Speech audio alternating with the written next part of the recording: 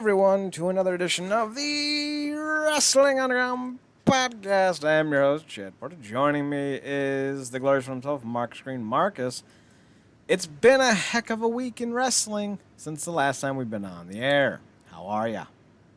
Do do do do.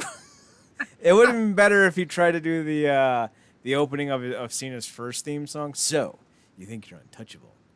Word live. Basic thugonomics. I'm untouchable, but I'm forcing you to feel me. That new Batman movie is going to be interesting. So, Cena's back, building up to a feud with the Reign stir at SummerSlam. Considering WWE's most recent bookings, it seems like Reigns going to go over. I personally wouldn't care either way. And that's not me being a jerk. Granted, it's hard to tell. I think as long as the match, has the hype and is executed great, I think it's going to be awesome. I just don't do it like they did with Reigns' match with Edge, where it was just a fuck fest. No, thank you. I don't need 1,000 run-ins. Same with fucking Kenny Omega and Sami Callihan. I don't need 1,000 run-ins. No, thank you. But we have news on CM Punk and Bryan Danielson possibly debuting sooner, maybe rather than later. We're going to talk about this GCW controversy. Jeff Jarrett claims the Tennessee Titans saved TNA. The Battle Riot was aired this weekend. Who won? Give you a hint. He's basically good Hulk Hogan.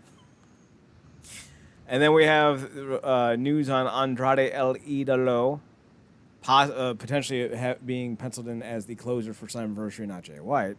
And we're going to be talking about Eric Bischoff's recent comments about how WCW was supposed to be branched off in 1998, 1997, give or take. And Marcus and I are going to look at the roster from that time period, and we're going to do a quick little kind of mini draft. We're going to pick our top few guys and see if it would have been viable. I know the roster page only lists like 60-odd guys, but I'm pretty sure there was more.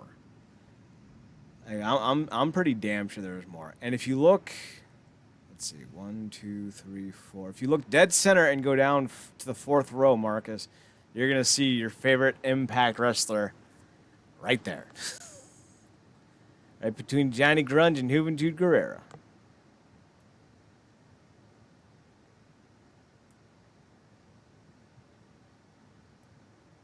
So, while Marcus looks rather entertaining, considering he's still going 23 years later, let's talk about the first story. CM Punk, Bryan Danielson, their initial debuts were expected to be on the weekend of Chicago for CM Punk, which is the first week of September. And then I think Bryan's were the week of the 22nd. But now with all the hype, there's rumors that they're getting pushed up. I know Marcus and I haven't been the biggest AEW fans. Swisher has. He's enjoyed AEW quite a bit, mostly because of Adam Page. But Mark is looking at possibly seeing CM Punk and Bryan Danielson earlier. If that does end up happening, does that pique your interest? Because I know you're not a big Punk guy, but I also know you are a big Danielson guy. Daniel Bryan. Yeah, it's for me personally, not that big of a thing. I'm more excited for what it's gonna mean for the industry and obviously the fans who, as we said before, so many are waited at bated breath, specifically the stern punkites, if you will, or punksters, whatever it is. Punksters. Because a lot of them you got unfinished business, and for Bryan, I think he's closer to the end of his career than the beginning. I guess, in a certain way you could say that about Punk too, but, AEW's breathing another new life into certain guys. Certain other guys are just giving them somewhere else to be. But, obviously those are two of the biggest names you can get specifically at the same time, which, look, man, Khan backed up the money truck, and, so, like I said, personally for me, because I'm not, like you said, I'm more of a Bryan guy than a Punk guy, but I didn't really need to see Punk again. and Bryan could have went off into the sunset. But like I said, they got momentum. I won't, curse the moon for seeing them. It's gonna be interesting seeing how they bring them in and what they do with them. Like we said, all this stuff is fine, well, and good, and gets a lot of buzz, but it's the execution, because it's a lot of guys there now. A lot of promise that was supposed to come with a lot of guys that hasn't necessarily worked out. I mean, look at your man, Big Wheel Hobbs. What is he doing? So Yeah, he's spinning his feet. Same with Pentagon. I think Pentagon might actually be hurt. But it's one of those things where they signed a lot of big name guys, and it was a really big deal when a lot of these guys came in. But now all of a sudden they're being put on the back burner. Now, granted, a lot of that's going to change when their Friday show Rampage debuts. But I'm not watching fucking 5 hours of dark every week. You are high on meth if you think that's going to happen. I don't give a shit how many names you put on your YouTube show. No, thank you. It's Brian Pillman of the Hollywood Blondies or Varsity Blondes or whatever the fuck. I don't give a shit. I didn't care about him when he was one of the top 10 guys of MLW. You think I'm going to give a shit now? No, thank you. Like, Hobbs is slick. I like him. He's a big dude, big hoss. I like me some big hosses.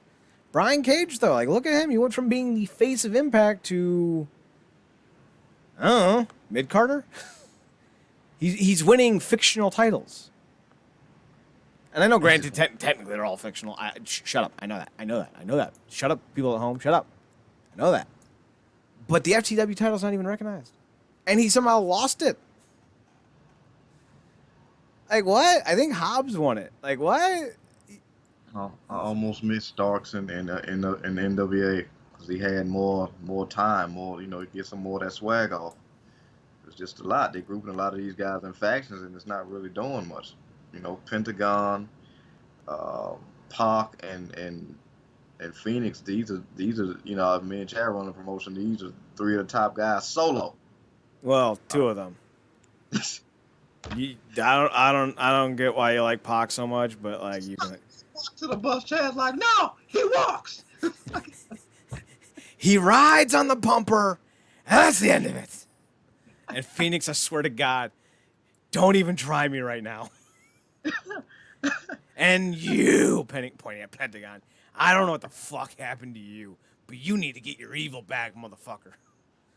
Conor McGregor should not be the most evil fucker in combat sports. Oh my God, man. So yeah, not too happy with the death triangle, which is ironic because every time you hear about triangles in mythology or cryptids or whatever, it's always a bad thing, like the Bermuda Triangle. Well, AEW's Triangle of Death is where the fucking careers go to die. Because, like, fucking hell, man. Like, remember when Pac was supposed to be, like, face-off with Kenny Omega for, like, a title shot or, like, something? And everyone's like, oh, my God, it's going to be great. And then what happened? Where's the same hype? You let them boil off. Now you got Aleister Black, jobbing to Cody. It's funny how, I guess, metaphoric that botched pyro thing was for the match. It's how metaphoric that is for so many acts right now. And think about that, like, where's Kingston? Yeah, he cuts a promo here or there, but unless you're giving him something of substance, granted, a promo Kingston's never bad, but it's with everyone. It's not Kingston, but it could be Sting or Bret Hart or Hulk Hogan or Ric Flair or Antonio Inoki. It doesn't matter. If you just give a guy a promo for the sake of a promo, it doesn't matter. The only person in the world, in the history of forever, who could make a non-plus promo actually meaningful, even if it doesn't mean anything, is Scott Steiner. By the by, you can now listen to the Scott Steiner math promo in song form on a Spotify playlist. Every title of the song is just another part of the Scott Steiner promo. There's like 84 songs, I think, something like that. And I was like, I was not expecting. I was expecting a lot more songs, but then I realized some of the songs were phrases, so they were able to cut down on the number. And I was like, that's impressive. That's impressive. And like, it's not 100% accurate. Like, some of the names are close and it sounds alike, but I was impressed. I was very impressed. I don't get impressed easily. Like, I can't wait till he drops that mixtape. He's fat. I want someone to auto-tune Scott Steiner and mix it in with the Randy Savage rap album from like 2003. Yeah. I don't think you can handle that much masculinity. Like that'll make women pregnant. Oh. Oh yeah, he's fat.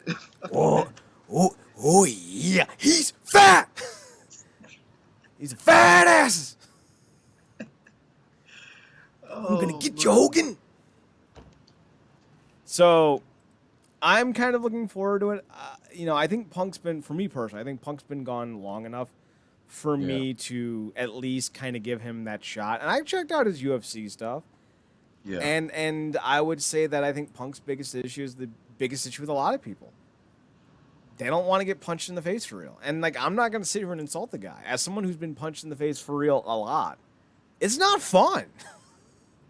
I don't know why anyone's going to sit here and bag on someone for doing, like, MMA and be like, oh, you look timid out there. Of course he did. No one wants to get punched in the face. It hurts. So I'm excited for it. Plus, I'm not saying I like what was it, Living Color, I think is the band name. Because like of all like the late 80s, early 90s kind of, what would that be? Not alternative. Wait, he could, right? What's that? Did WWE own it? No, they don't own it. They bought the rights to it during its tenure, but Living Color owns that song. It's their song. Oh, that's cool. Yeah. Right? So like they can use it. Oh yeah, because he came out to it and then a decade ago. Yeah. Fucking hell, Marcus! A decade ago. What was I doing? How I was 24. God damn! What the fuck happened?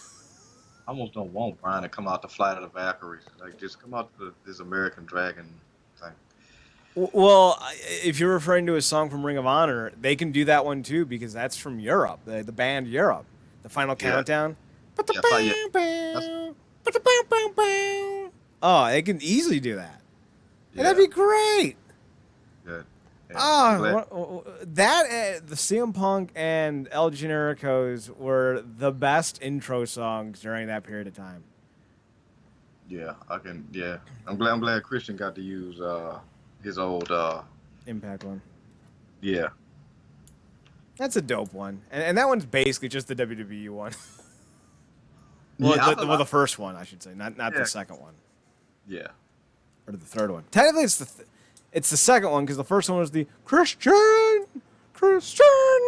I can't hit that high note. And then the third one was the ECW one that he debuted with, the Kill Switch Engage, I think is what it was. Story of the year, just close your eyes, yeah. Yeah. So it's the sequel, not the trequel. Threequel. God damn it. So anyway, let's move on and talk about the next topic. This one caused a fervor on social media, and it's one that I think deserves to be talked about. So Zack Ryder defeated Nick Gage at a GCW show with about 1,500 people, I would say, in attendance. I'm just guesstimating on that number. I don't have a figure. And then after Zack Ryder won a death match, a bunch of people started throwing bottles at him. And Dave Meltzer's like, this is trash. Literally. Ba-dum-tsh. It's actually recycling, but still. And he pretty much said this is an embarrassment to the industry. And I don't disagree. But I also kind of come from a city where I may have a different perspective than most. 2001, the Browns were in the playoff race, which up until last year was a novelty phrase. And we were facing the Jaguars, and the Jaguars were still pretty good. I don't know how long you've been following football, but this was the Mark Brunell, Jimmy Smith, Fred Taylor era Jaguars football. So, like, real fun offensively. I think Hakeem Zayn, Keenan McCardell. I think Keenan McCardell was on the team as well. But, like, it was a fun Jaguars team. And the Browns was pretty slick, and the Browns were driving, thriving, and, final 80 seconds of the game, or maybe it was 40 seconds of the game at this point. They convert a fourth down or third down. They spike the ball. Then they run another play. Well, it's actually they get the first down, and then they run another play, and they spike the ball, stopping the clock, and then the referees decide that they were going to go back to the previous play, which is not allowed, and review it to make sure it was a catch. They found out that it wasn't a catch, turnover on downs, and the city of Cleveland threw beer bottles onto the field. A guy got hit with a boombox because it's 2001. Batteries were thrown. The referees and players had to leave the field, and then the referees brought the players back to run out the clock, even though there was like 24 seconds left. So they had to fucking do a kneel down. So yeah, it was a big old stain on the city for a while. Not cool. So this shit goes sideways. I know a lot of people thought it was funny or it was cool or whatever. But all it takes is one Yahoo to go from throwing a plastic bottle to throwing a chair or a battery or something, hitting someone in the head and busting them open and maybe killing them. And then it's no longer funny. Yeah. And I know I sound like a wet blanket. I know I sound like a father. I know that. I know what I am at this point in my life. Get off my fucking lawn. I don't care. You sound like somebody who used to do security. Yeah. It's fucking hell. God knows I've been pelted with trash before. It's not fun. But you're in this position where you're doing your performance. You know, Ryder was holding his belt and crying and doing all that. I did it. But like the thing was, like, it was extremely dangerous, and it's an entitlement that I think fans need to let go of. I understand GCW's entire image is that we're counterculture, we're in your face, we're the new ECW, we're, you know, the mixture of underground rap and underground punk thrown together. I get that. I get that's their whole shtick. But that doesn't mean it's a good shtick. It doesn't mean that it should be, you know, infantilized and promoted and highlighted and you know, celebrated. I think it's a bad look. I think it's a bad situation. I think it encouraged fans to do stupid things because fans are stupid. Marcus, in all my years of writing, the one thing I have always learned is that a fan is smart, but fans are stupid. And we saw stupid at GCW. Now, I don't want to be an arbiter for totality. Like, I am not, you're either on with me or you're not. I don't fly that way. I'm like a duck. Or a rooster crowing as the cows are steering in the pasture. It took me 18 years to figure out what that hick said. Mighty Ducks 2, do you remember that scene where they're like, you know, when the winds stand tall and the something, ducks fly together. And then the fucking Robertson, the Texans are like, and everyone's like, oh, yeah, all right, ducks fly together. For whatever reason, the thing that came in my mind while you were saying that was that scene out of Deep Blue Sea where the doctor or the Samuel had walked up to the facility, and the woman was like, there's one of the most brilliant men in the world. And Samuel just goes, he's pissing into the wind. How brilliant can he be? I mean, so, you know, I don't want to be someone who tells you that you're wrong if you don't think this way. Like, there are some things I will absolutely come down on. Like, if you tell me, you know, I should be allowed to date a child, I'll be like, no, you shouldn't. No, you're wrong.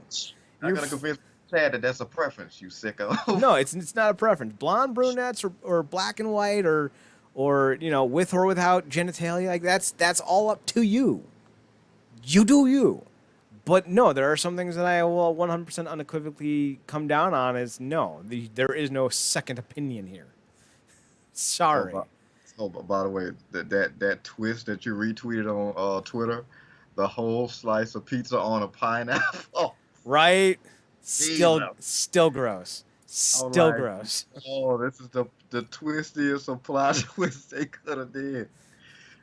Oh my god. So I don't want people to think that there's a wrong or right answer, but I'm definitely 100% against this kind of behavior. I don't know how you feel though. No, man, I'm with you. I mean, you laid out, you know, you just laid out the facts. You know, it's funny we talk about freaking Matt Cardona because you said it's like we can't see him without seeing. Surprised didn't want run in. Kurt Hawkins. Yeah. Woo woo. Well, right now, people just need to face the facts. That's dangerous because nobody's caring what they're throwing; they just want to throw something. Mm-hmm. And I mean, how long ago it was? A couple years back, didn't Kalisto get severely injured when somebody pelted something at his head at a WWE show? I think so. I'd have to go look that up though. I said something on social media like, "Look, you bastards, you could have like somebody threw something at him and got him pretty good in the head." And they did. People at those WWE shows definitely know better. So yeah, I mean, like you said, it has to do with that environment, which you have to kind of know going in. Those people are used to a certain amount of tawdry and violence and just reckless abandon that comes with it. You also have to realize that you basically, you know, um, beat Goro uh, in a little Mortal Kombat tournament. Now everybody's like, oh no, you took our monster down. And now they're pissed, you know? Mm-hmm. And even with that, and this is the kind of stuff you got to be aware of because down there in that place, Nick Gage is a god to those people. And I'm pretty sure they relate to his story and all that. He had a dark side of the ring. He has a kinship with those people that you don't necessarily get other places. But also, I'm pretty sure Zack's Ryder, about to call him side of God, no, Zack Ryder / Matt Cardona is probably seen as a severe outsider to them, like Arthur is to Atlantis. Mm-hmm. So you factor those three things in. He probably should have cried through the championship up in the air, went oh God, and ran to the back. Let's not go finish with. That's not at all excusing what happened with those fans throwing that crap in the ring. It was even worse than them being upset. They don't think it's wrong what they did. And if he got hit in the head with something, they definitely wouldn't think it's wrong because in their mind, this is what that company is about. So Well, it should be kind of point of emphasis. I think this was in Florida. It gives you about 28 answers to 30 of your questions. But Nick Gage almost killed David Arquette for real. yeah. This is a company that has done some seriously disturbing stunts just to get noticed. So, Brett Lauderdale, the guy who runs GCW, is kind of a prick, very shady in his dealings. So, this whole thing, to engage with them, is kind of self-destructive because they're catering to the lowest common denominator. They're doing to the indie scene what AEW is doing to the mainstream. They're catering to the lowest number. Now, in AEW's case, they have a much bigger audience and a much bigger share of the scene, but GCW is catering to that, 5% that don't care about human beings. They're not there for the story. They want to see violence. Mm-hmm.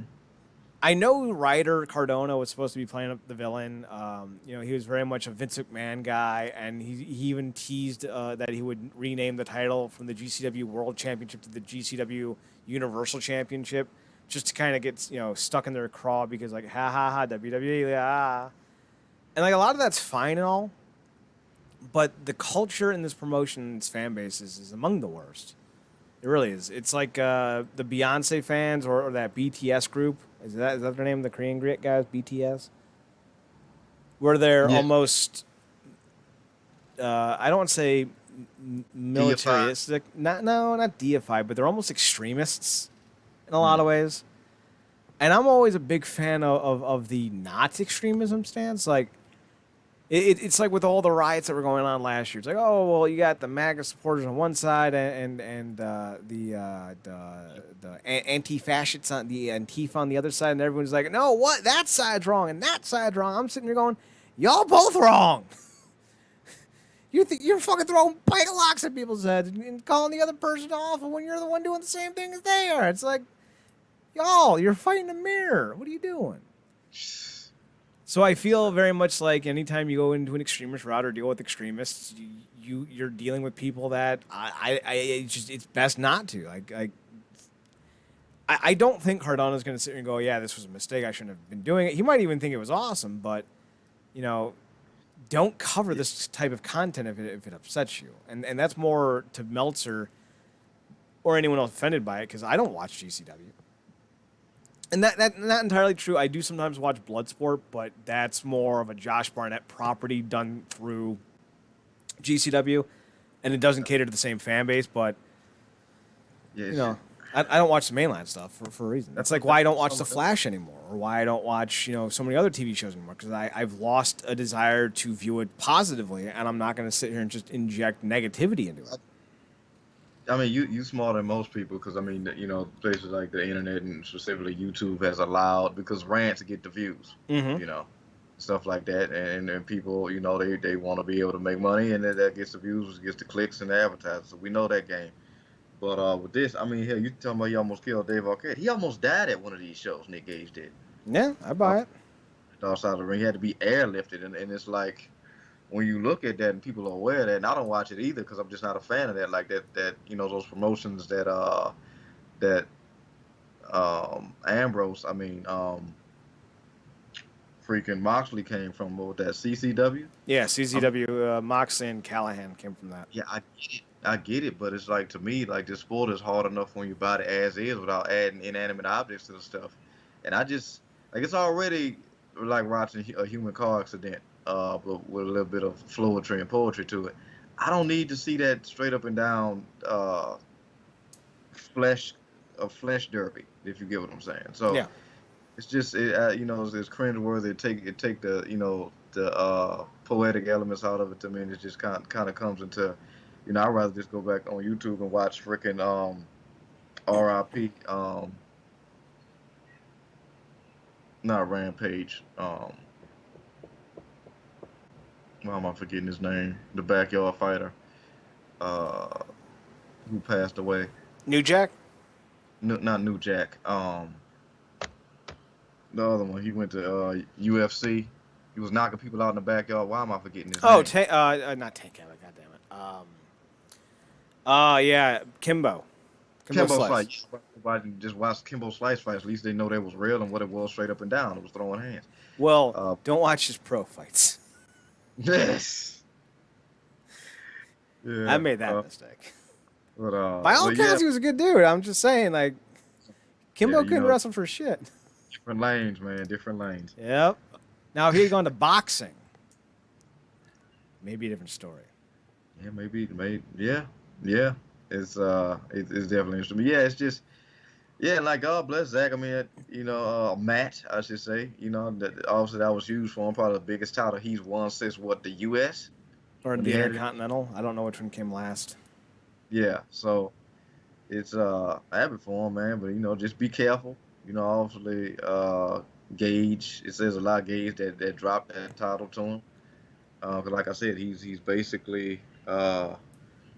It's funny because all I can see when thinking about this, like him, because I didn't watch the match. I'm not going to watch the match. But all I can see is like that scene out of whatever Superman or Justice League when they're carrying a beaten, bloody Doomsday off. Nick Gage going, there are many things, Cardona, but here, I am God. And that's really what it is. Yeah, that was Justice League. Yeah, Justice League. Because they showed up to try to free all the Apocalypse slaves, and they're like, nah, we're good. And Superman's like, y'all are funky. How to get dogs out? Well, like, I just dog walked. What are you doing? Many things, Kyle. When they walk off with him, Supergirl's just like, no, okay, let's just go home. Let's just go home. He was so pissed.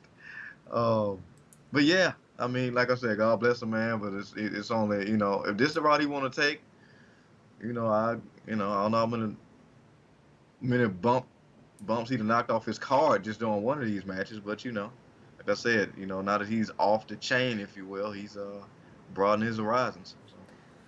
Oh yeah, I finally saw that Bobby Roode and Dolph Ziggler were still on Raw, so that's a thing. The Dirty Dogs. Is that really their names? Oh God. Remember when they were supposed to be stars? I do. So Jeff Jarrett has a podcast. Right, segue king. Thank you. And he's talking about old school TNA. Now, I want to listen to this podcast. Like, I'm like, I love Jeff Jarrett. I didn't love old TNA. Let me be clear. I liked the fact that it existed. I'm not saying it was good. It's like watching, The Phantom. I love it. I know it's not good, but I love it. Yeah.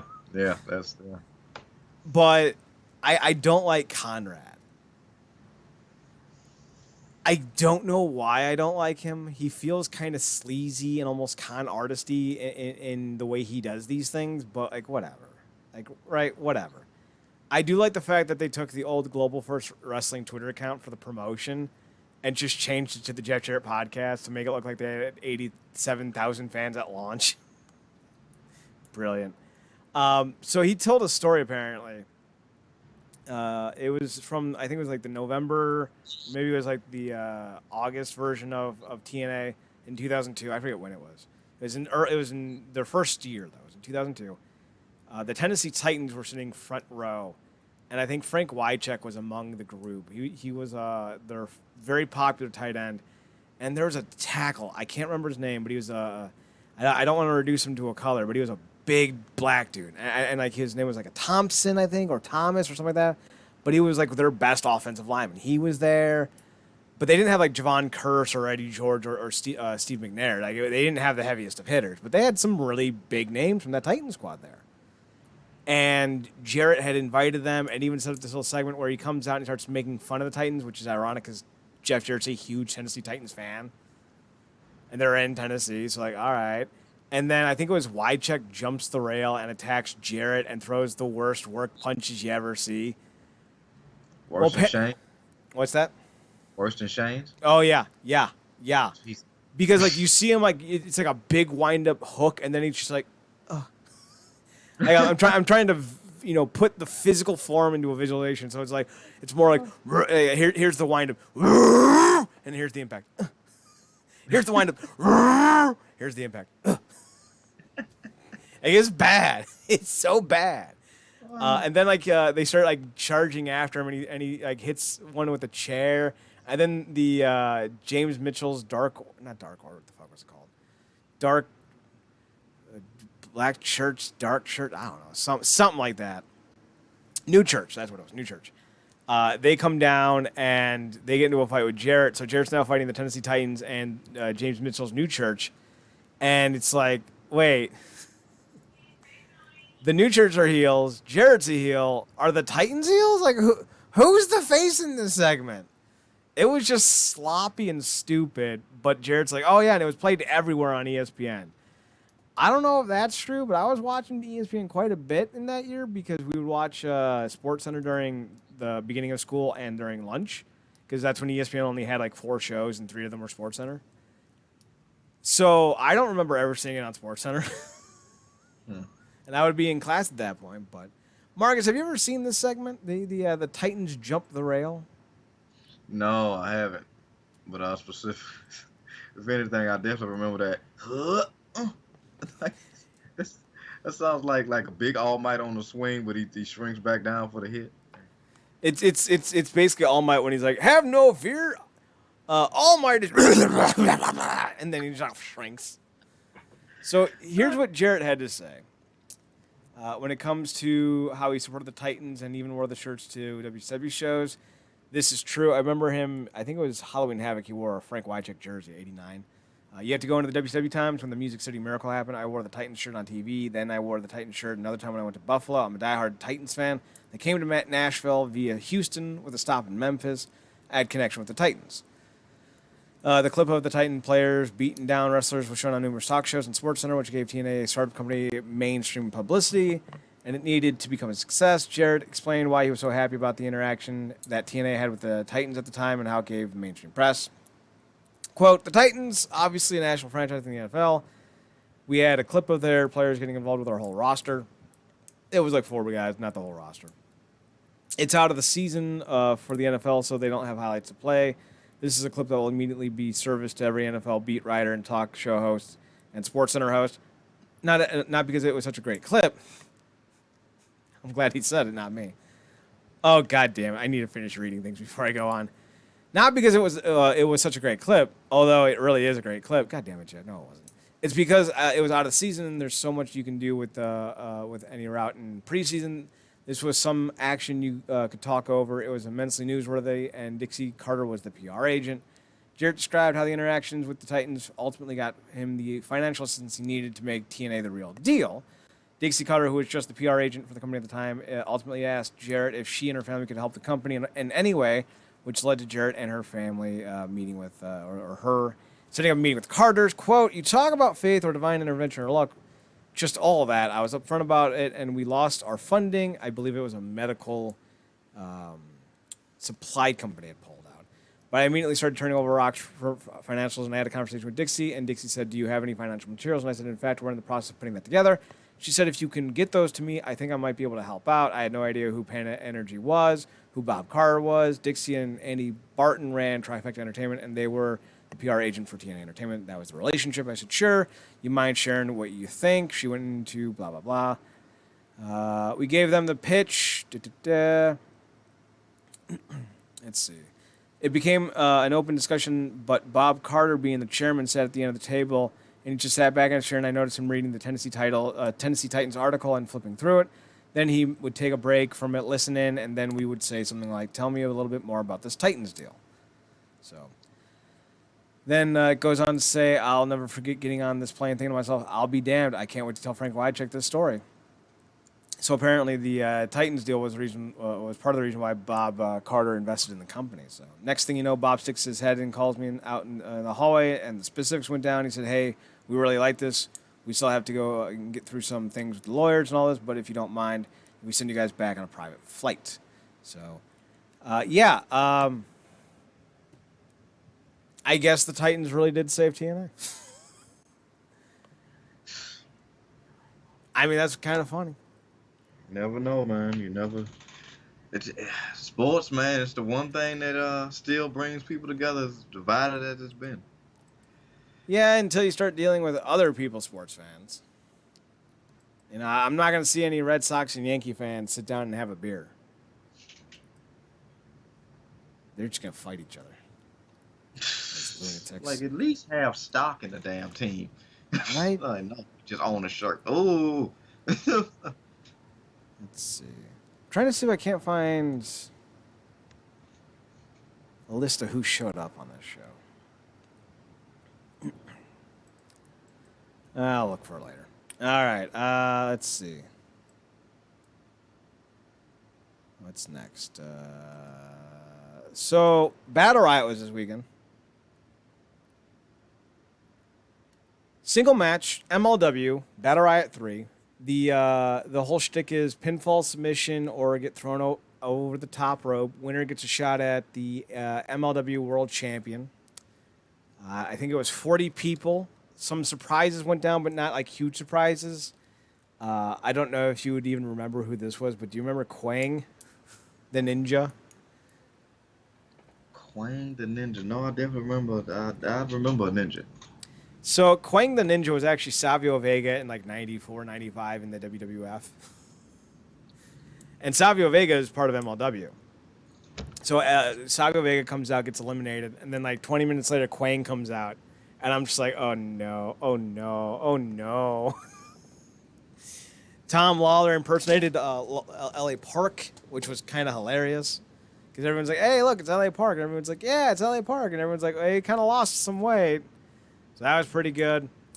They really did a nice job putting over Contra. I don't know if Sean Daivari has done wrestling because I've seen him with Impact and MLW as of late, but I also know he's a producer in the WWE, so maybe he's just finishing up dates. I don't know. Or maybe he's not a producer anymore. I don't know.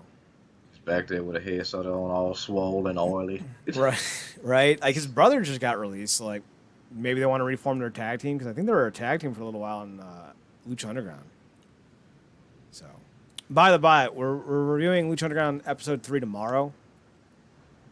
We have a tendency to go long on these shows, and I have a jog I wanted to do tonight. So, yes, my boy has to be alert. Yes. I've already been attacked by a bat once this week, so like, not looking for a twofer. Still Googling Avion repellent. Jesus. I'll just buy some shark repellent and add some garlic to it. I still to this day thought the shark repellent was explosive. Like, right? Like, I'm sure I'm not the only one who thought that. I couldn't have been. Did you think that the shark repellent was also explosive when you first saw that? Yeah, because it blew it up, right? Yeah. Well, it was actually a bomb shark, which they don't tell you in the show or in the movie, and that's why it blows up. But yeah, like when Batman uses the shark repellent on the '66 movie, and the shark falls into the water, it blows up because it's a timed shark. There's a bomb in it. The movie is like it's way past utterly ridiculous, but it's like I told you, I used to borrow that movie from my Your cousin, cousins. right? Like, yeah, cousins. Like every time she would let me borrow a movie, I just take it over and over. But thinking back, like it makes all the sense in the world why I love Forever. it's just it's just that, but like maybe trimmed down in 90s form. But Jesus, the shark repellent. Mm-hmm. Like, Mm-hmm. So, let's see. What other highlights from the match? So Davey Richards made his debut with MLW in the match, even though technically the show was taped as like there's 4 tapings, I guess you could say, and they're all taped in succession. So technically this was the main event of the taping, but it was the first episode they aired of the new tapings. So technically Davey had already debuted earlier in the night, but this was Davey Richards' first appearance televised or streamed, if you will, since joining MLW. sound like Impact. Pretty much. I watched. They streamed it on YouTube, so you're not wrong. Davey looks fantastic. He has like a lot of new tattoos, which I was a little jarred by. I'm not a big tattoo guy, so I was like, Davey, what are you doing? Davey, come on. But the thing that pissed me off the most was Davey ends up getting thrown out probably around the 40-minute mark, I think.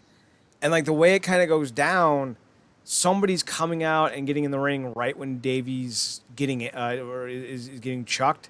So they don't even mention it. Like, so I'm watching the show and like I'm 10 minutes left in the show and I'm like, wait, where the fuck is Davey Richards at? Is he doing like one of those like Santinos where he's like sitting on the ringside floor waiting? And I had to go back and look it up because the announcers never called it. And I was kind of pissed. I was like, what the hell?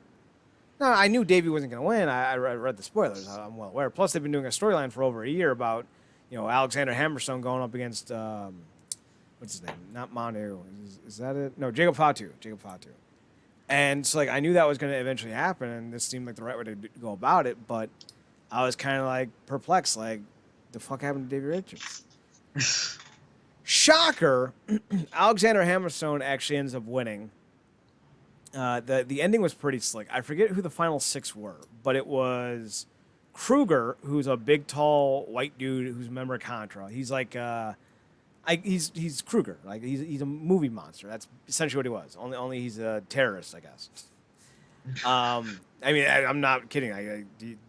Contra's a terrorist unit. Like that's what they are. No, I believe it. So I saw it. Yeah.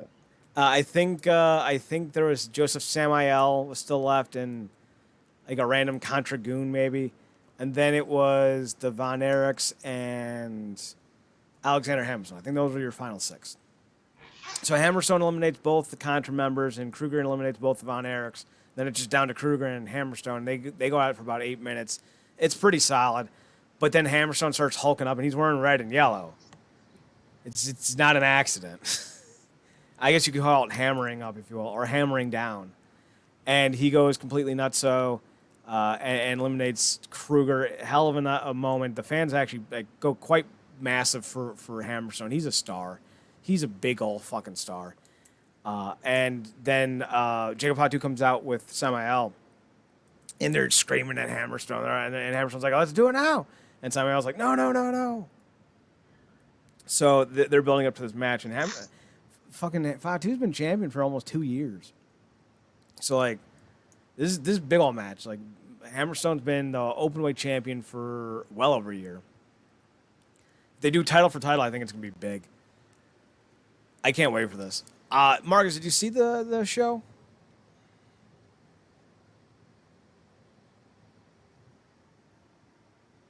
Or no? What happened? Did you see the show or no?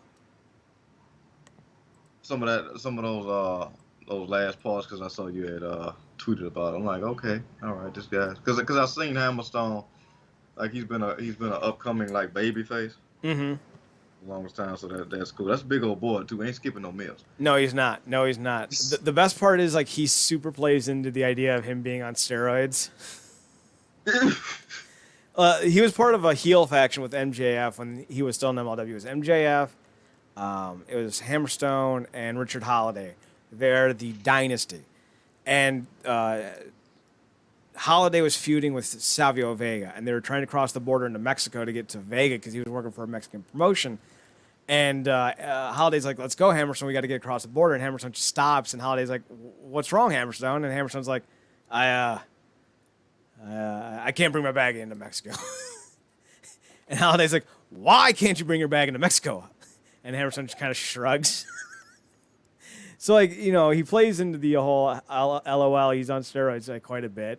It's very funny. It's a bit. He's actually I don't know if he's a professional bodybuilder, but he is a bodybuilder. Like, he works out quite regularly. Like, him and Brian Cage, I think, even work out together. So, I kind of gives you an idea on those hosses. Yeah, but Hammerstone's great. Definitely a lot of fun to watch. Hell of a promo, too. Not as good as Holiday, but pretty good.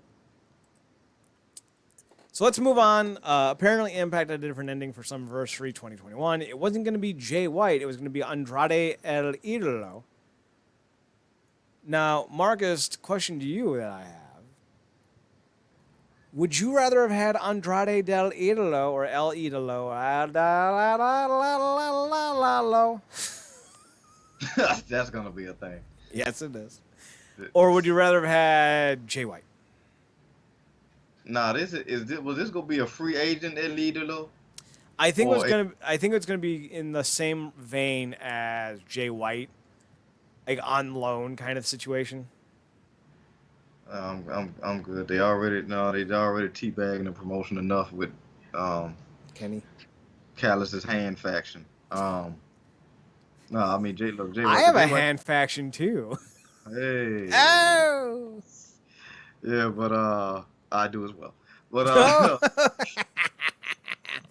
I have Jill and Mirror Jill.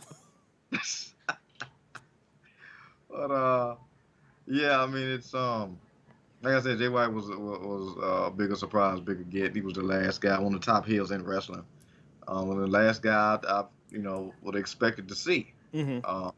So, and I mean, we're gonna get to it, but he basically, the boy is a different breed on the mic, because he basically shat on the faction and then basically said he was gonna rebuild it. So, yeah, I prefer to go with the one they did. Like I said, they got enough AEW, and we, I was talking about this on another show, on Truth in the Show actually. Like we've been talking about this for the longest. Like this kind of feels like Impact was the kids having a nice fun time at the park, on the concrete, slab playing half-court ball, and then the teens came, AEW, and tricked the little kids into doing some dunks and stuff, and all of a sudden the kids on the sideline watching as the teens have taken over playing full court now. I have a better analogy. Maybe not better. Worse. It's kind of like, all right, Impact is England. We're getting bombed by Nazi Germany. It's cool, whatever. Fuck you. And then Stalin's like, hey, England, you want to go halvesies?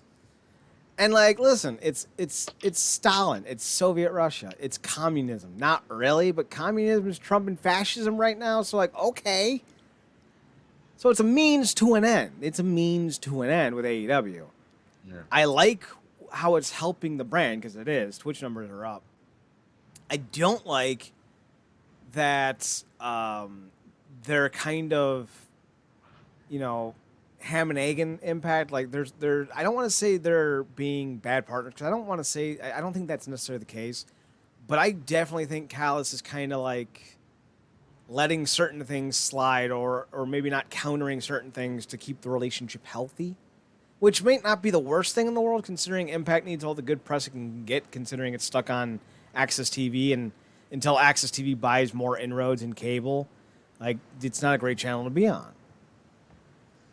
So, I don't know. Like, there's definitely some good with this, but definitely some bad with it. I, for one, agree with you, though. I think Jay White was the better get. And if I'm going to be completely honest, and again, I need to start ducking like George Bush in 2003 Iraqi press conference. But I don't like Andrade El Idolo. I don't get. He's a good worker, a great worker. But anything other than that, I don't get. And like, listen, saying he's a good worker is like saying a blonde chick who's 5'8" is kind of hot. Like, yeah, they usually are. Right? Like, no one's gonna sit here and look at like a Venice Beach bounty of blondes and going, well, you know, one is pretty good looking. No, if they're on Venice Beach and they're blonde, more than likely they're pretty hot. So like, let's be honest. Like, I'm not impressed by Andrade El Idol. I'm not impressed by him. I'm not. I'm like Shania Twain. That don't impress me much. I like that. I don't know why you're not laughing as hard as I am, because like that was a damn good. I was real proud of that one. That don't impress me much. Oh. So you got the suit, but do you got the mic skills? It's because my mind just be going elsewhere. I went back to Forever. Did that when freaking Riddler had to convince Two-Face to not kill him? He was like, wait. And I just imagine like somebody holding you up against the wall, like, "Hey, Leader, or Jay White?" And then you go Jay White, like, I go Jay White. I mean, basically, it's just one of those things. Like with Andrade, he's kind of there. Man, he worked when he was with Vega, but that went really well in NXT. We know that's a bubble. It came in the main roster. They did what they did, but as all things do on the main roster, they dwindle down into the drain. And he doesn't have her anymore. Now he has Vicky, which, Vicky to me has always been kind of like a Karen Jarrett, and I know that sounds like the weirdest one-to-one because Vicky's not exactly considered to be conventionally attractive, and Karen Jarrett, I mean, she was fucking Kurt Angle, and Kurt Angle prefers his dark roast. when he starts to pick out his coffees, he prefers his dark roasts with no cream. Well, a little cream, but only his cream. So, like, they're not the most obvious comparison, but to me they are, because they're two individuals who knew pro wrestling, really didn't have any interest in it outside of just, that their spouses and paramours were involved with it. And then both found a very innate ability to do well in it with very little kind of buildup. Like, Vicky first sucked, and I don't mean that to be mean. But, like, by the time she was the evil GM, I couldn't stand her. That was the point, though.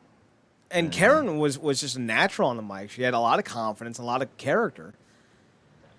So, like, I've always been kind of a fan of Vicky. But as far as Andrade, idol goes, yeah, that's going to be a thing. I think he needs a mouthpiece, and I think Vicky isn't bombastic enough. And I truly didn't think it worked all that well with Thea Trinidad either. Rosita, Zelina Vega, that's her name. I didn't think it worked all that well with her either. I don't think he's that interesting of a person. He's kind of boring. But then again, look at his wife or his fiance. Talk about milquetoast. Just bland. That dude's favorite meal is white bread and rice. His favorite food is unseasoned chicken. With a side of woo. He loves his oatmeal sans anything worth eating. He doesn't even put milk in his oatmeal. Oh, he uses God. water. Oh. Like a poor fucking Eastern Bloc migrant hoping for capitalism one day. Just eating sloth, just mesh. That kind of looks like oatmeal. That's Andrade Alpine Oats' favorite food. Yodel he who. So yeah, I'm fine with him not being an Impact. I didn't want him in Impact in the first place. The only reason I want him in Impact is because I knew it would create a buzz. Like, there's so many guys I just accept an Impact, and I'm like, all right, someone's gonna watch this for the first time because of this. Just Dunkin' Donuts looking motherfucker. Yeah, man. That's a shot at Zack Ryder, by the way. Yeah, those will be as rampant as the Andrade Ottawa. But Andrade Ottawa, Andrade Canada. but yeah, the only person I was sad, I'm like, you got this person, but you didn't get him. I'm like, God damn it, what y'all had to do to sign Thunder Rosa? But I was Mm-hmm. like, at least we got her for the show. Like I said, it could have been Tessa, which is a whole nother bag of bits that we thankfully don't have to go down. So, Well, think about it like this: in an alternate universe, Tessa and Andrade both showed up, and Tessa still had the more masculine chin. That's a double shot. I'm taking shots at both of them because they both annoy me. So finally, let's talk about this little nugget. I thought it was interesting. Eric Bischoff admitted that the idea all along with the two shows in WCW in the late 90s was to do a brand split. We had heard rumors about this and conjecture, but the idea, it was kind of told in the idea of that the NWO would have its own show and that Thunder was to be launched as an NWO brand. So we now have final confirmation, if you will, that was the goal, was to have Thunder as an NWO show. And I would have been fine with that because it wouldn't have been like an NWO faction show. They wouldn't have all been members of the NWO. They would just be on the NWO show. So I was fine with that. That seems like a cool idea. So talking about it, I kind of wanted to look at the roster at the time. Marcus, you have the same roster up. This is we've selected June of '98 to kind of give us a benchmark because Bischoff said that he wanted to do it in the summer of '97 or '98. So this was the roster of June 1st, 1998. It was Booker T, Bret Hart. I'm not going to go through every name, just the biggest ones. Buff Bagwell, Chris Benoit, Chris Jericho, Kurt Hennig, Davey Boy Smith Jr., Dean Malenko, DDP, Dusty Rhodes, Eddie Guerrero. Let's see, Goldberg, Hogan. Johnny Swinger. Like I said, big names. Juventud Guerrera, Kevin Nash, Billy Kidman, Conan, La Parka, Luger, Ming. Perry Saturn, Randy Savage, Raven, Rey Mysterio, Rick Steiner, Roddy Piper, Scott Hall, Scott Steiner, Sting, Wrath, and Ultimo Dragon, and Big Show, Giant. So those were the biggest names on the roster. I think there was even more, but maybe they didn't have official contracts at the time. Possibly. So Marcus, let me ask you this. Would you want to draft for a Nitro or a Thunder, considering that Nitro would be the WCW group and Thunder would be the NWO group? Who would you want to draft? What shirt do you want to give someone?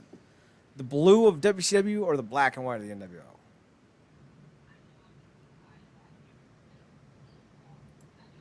I'm going with the blue.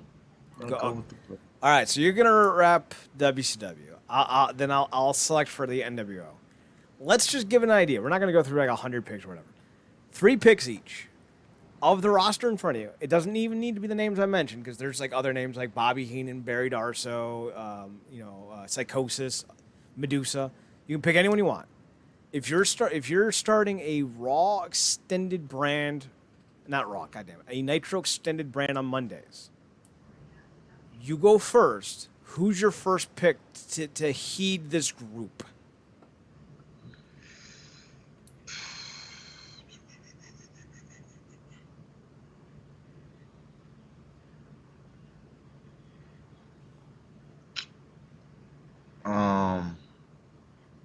You can take anyone you want.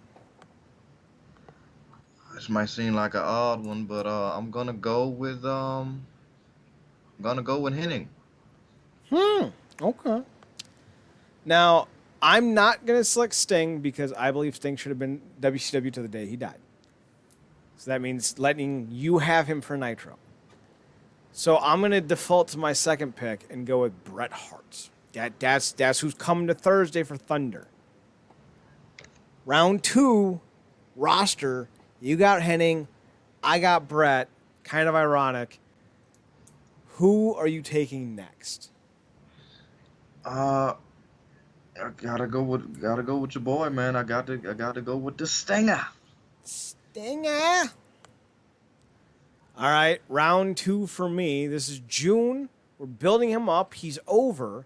Maybe he isn't the star he needs to be just yet. And I know a lot of anti-fans are gonna be like, cringe. But I'm going Goldberg second round.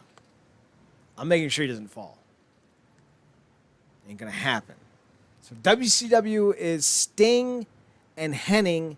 NWO is Brett and Goldberg. Fascinating. So who's your last pick for your franchise guy? Franchise guy, this guy's legend, was in his prime here. And I got a rep for the shorties, man. I'm going Mysterio Jr. I don't think we've selected one actual member of the NWO just yet. Oh, well, technically you did. Sting's part of the Wolfpack at this point. I'm going to go with a headliner for ratings reasons. Don't hate me. It's 98. We didn't know. But I'm going to go with Hollywood Hulk Hogan. I needs to have someone from the NWO on my NWO show. This needs to happen. I need a headliner. Marcus, I'm sorry. But TBS ain't happy with me. TBS, they're like, you need to have Hogan on your show. And I'm like, all right, I'll have Hogan on my show. I'm sorry. So I think what would have been interesting is to kind of think about this as a fun little thought experiment. But I might want to sit down and kind of do like, who would I have on what show? Do like a little draft article for the website, realnerdcorp.com, RealNerdCorp.com. Check that out. I think it'd be a lot of fun, especially if I can find an entire roster page, because I think this is most of them. But I want to say there's a few names. Maybe it was because of the association with AAA and New Japan, they didn't have all of them, because I'm not seeing Chono, and I think Chono was still working there. Liger, I'm not seeing like Cyclope, the real one, or what was the one with the hubcap? Oh, God, what was his name? Silver? No, that was Silver King. I don't remember his name. But like, I'm not seeing a lot of the luchadors. So yeah, that's why I got, because if I'm kicking off a show, I'm gonna kick it off with some Mysterio action as you do. So you would have the cruiserweight division. I guess I'll bring in a hardcore division. Oh, why did I go with Scott Steiner? Always go with Scott Steiner first. God damn it. Holy hell, I missed Janetti. Yep, he's there. Johnny Swinger's there. Let's see. You got Jim Duggan. Who else we got here? Rick Martel, right before he retired again. What phase of the career is Rick Rude in at this point? Is this not Ravishing, is it? No. No. This was the NWO bodyguard Rick Rude when he came out with Kurt Hennig. He was working his way to a comeback, though, before he died. Yeah, but it's funny you mentioned about I was going to do the cruiserweight, because if we had picked like any more, I definitely was going to get Juventud and Eddie. So Eddie would have worked. That would have been a good one for you. If I went further, I probably would have gone with Steiner, Scott S. Steiner. And then maybe either Booker. And again, I'm looking at this in 98 terminology. That's why Hogan went. I would also probably take Benoit because, again, 98. Yeah. And I also would try to get Wrath, mostly because there was always a long time rumor that Wrath and Goldberg were supposed to be built up to have a match with one another, because both men were on streaks at a point in 98. So like that would be something I think you could headline an NWO pay-per-view. Just saying. So who would you never draft besides Hogan? Oh, I'm so glad you said it before I did. Who would I never draft? Besides Hogan. Let's see. Hey, yo. I'm going to go say Hall. I just got to say that every time I see him. Survey says one more for the good guys. Who would...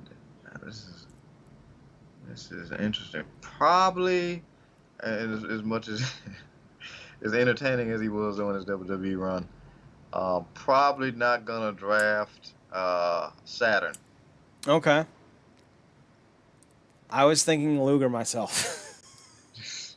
I didn't mind Luger, but like, why? like what was your whole shtick? I feel like he was one of them dudes where it was just off the look. Mm-hmm. I would say Saturn's kind of weird Marilyn Manson dress phase in late night or early '99. I think worked for him. Kind of gave him a different vibe, but I could definitely see why some people wouldn't have a fondness for Saturn. He definitely is a weird looking dude. Although I would definitely try to trade for La Parka if you took him before I did. Definitely want La Parka. All right. Any final thoughts? Any final thoughts on anything whatsoever? Topics, opinions?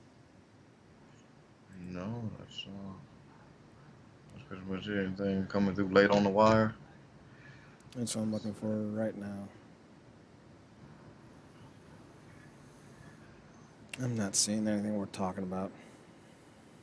Apparently, they were going to have Cross lose again on Raw, and so that kind of made me laugh.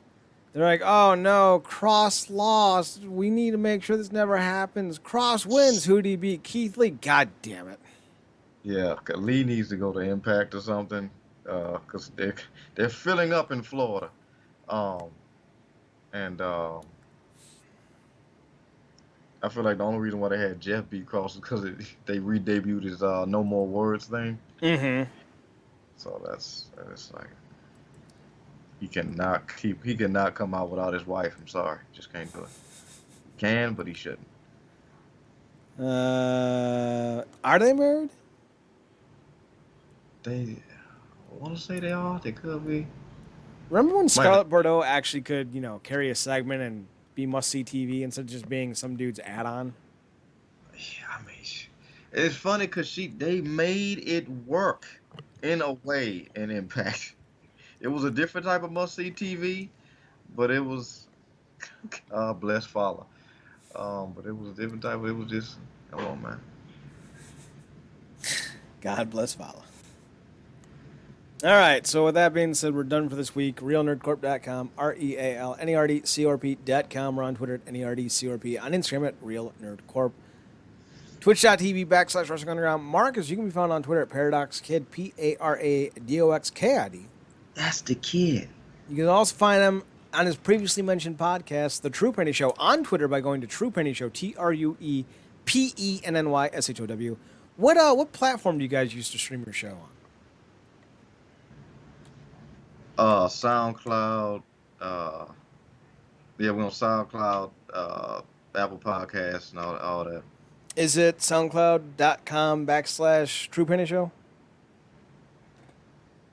Yeah. Okay. So there's that if you want to go straight to the link. I don't promote iTunes. Fuck Apple. But go listen to them regardless. SoundCloud is for everyone. It's a cloud. Duh. You can also find them on, I already mentioned the Twitter handle. It's True Penny Show on Twitter, TruePennyShow. You can also find me on Twitter at Chad Nerdcorp, ChadNerdCorp, and on Instagram at Chad's Photo Hut. So for Marcus Green, I'm Chad Portal. Thanks for tuning in. Thanks for checking us out. Thanks for giving us a chance. Remember, as always, to watch more wrestling. And Marcus, take us home. Good night.